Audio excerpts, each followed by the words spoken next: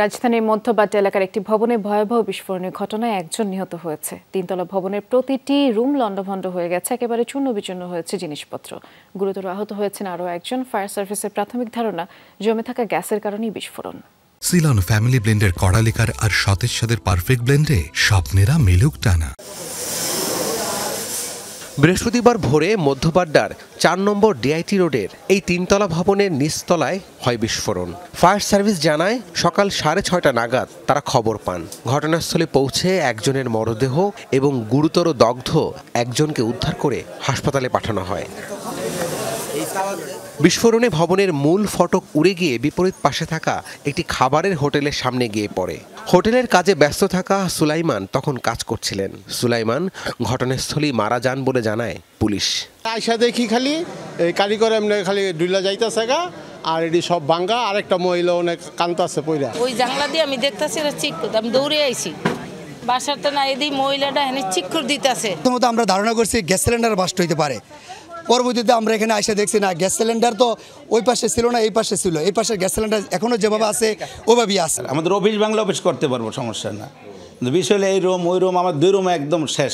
আমি কালকে বারবার হয়েছে ভেকু আলাগো বলছে সাবধান, এখানে গ্যাসের লাইন আছে, হ্যাঁ তোমরা সাবধানে কাজ করো। আর নিচতলার যে রুম থেকে বিস্ফোরণের ঘটনা ঘটে সে রুমে থাকা গৃহবধূ শান্তা গুরুতর আহত অবস্থায় ঢাকা মেডিকেলে ভর্তি আছেন। শুধু এই রুমটিই নয়, ভবনে থাকা প্রায় প্রতিটি রুমেই বিস্ফোরণের আলামত স্পষ্ট। তছনছ হয়ে গেছে দরজা জানালা সহ সবকিছু। ফায়ার সার্ভিসের প্রাথমিক ধারণা, জমে থাকা গ্যাস থেকেই এই বিস্ফোরণ। প্রত্যেকটা রুমই একদম গিঞ্জি গিঞ্জি অবস্থায়। এখানে ভেন্টিলেশনের তেমন একটা কোনো ব্যবস্থা নাই, যার ফলে এখানে যদি কোনো গ্যাসের, আমরা প্রাথমিকভাবে ধারণা করতেছি আর কি, যদি এই ধরনের কোনো ঘটনায় এক্সপ্লোশন হয়ে থাকে, তাহলে যদি পর্যাপ্ত ভেন্টিলেশনের ব্যবস্থা থাকে, তাহলে এই ধরনের দুর্ঘটনা অনেকটাই রোধ করা সম্ভব।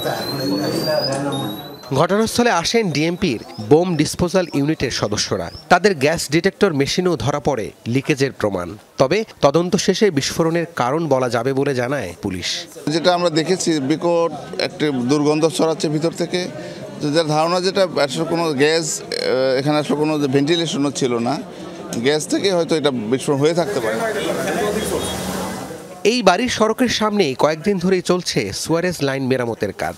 ভবন মালিকের দাবি, এখানকার গ্যাস লিকেজ থেকেই এই বিস্ফোরণ। তবে এ বিষয়ে এখনই কোনো মন্তব্য করতে চাননি তিতাস গ্যাসের কর্মকর্তারা। সম্ভবত এটা যেহেতু আন্ডার, এখন এটা তোলার পরে বা যে দিক দিয়ে মাটি কাটছে এটা দেখার পরে তারপর আমরা বলতে পারবো। রাব্বি সিদ্দিকী, যমুনা নিউজ, ঢাকা।